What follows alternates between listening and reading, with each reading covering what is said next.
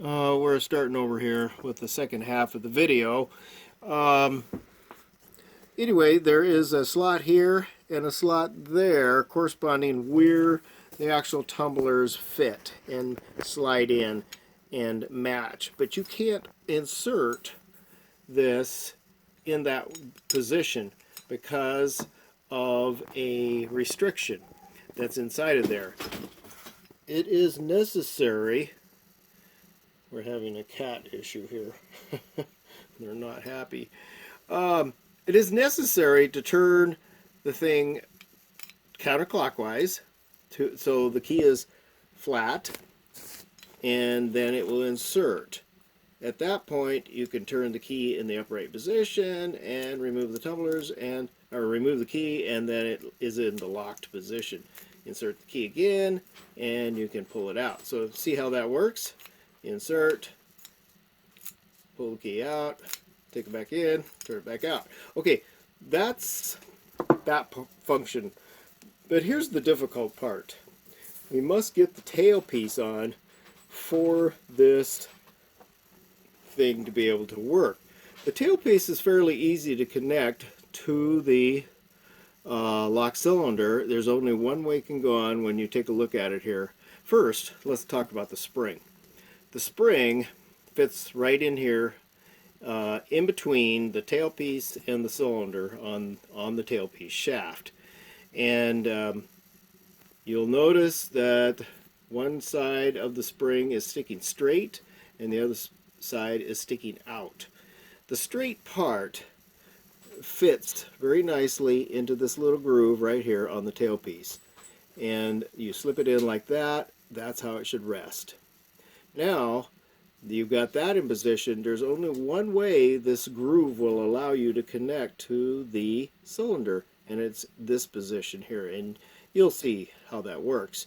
Now the spring is just sitting there, sort of floating around. The problem is we've got to get the spring inserted into a groove inside of this cylinder where it needs to rest. But the problem also is that this groove right here has to pass through a restriction that's inside of this case. And in order to do that, we have to turn the lock to that position, because when we look down that cylinder, you can see that restriction. So we've got to line up this slot with that restriction, get it past that point. At that point, this spring leg here is going to need to be turned to fit down this groove. There's a groove starting at the beginning of the cylinder here. It has to fit down that groove, and in this final resting place, it'll be way down here in that groove. That groove continues down the whole side of the case here. So this is a fairly technical job. So we're going to start out by turning this flat groove to the left and passing it through that restriction. Now I've got it past that point. The spring now has to turn back and connect into that groove, and I'm sort of doing it here by feel.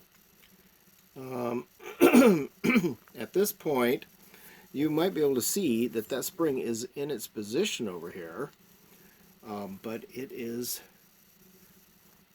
we are still not in, because we have got a little further to go. So now we turned it till we were flat, and we pushed it in. Now we can release. We pull our key out. The spring is back in there, and the spring has actually been pushed back and is resting in this part of the case now. So when we put our key in there, we can turn and release, and it will come back. It may take you a few tries. It takes a bit of looking and studying the physical structure of the inside of the case and the cylinder and the tailpiece before you really figure it out. But that is the gist of it. And then, of course, we need to put the mood ring back on. That holds everything together. And then, of course, it bolts back in the car. And then you just clip this plastic cable connector on, which will operate the latch release. So thank you very much. Hope you enjoyed that.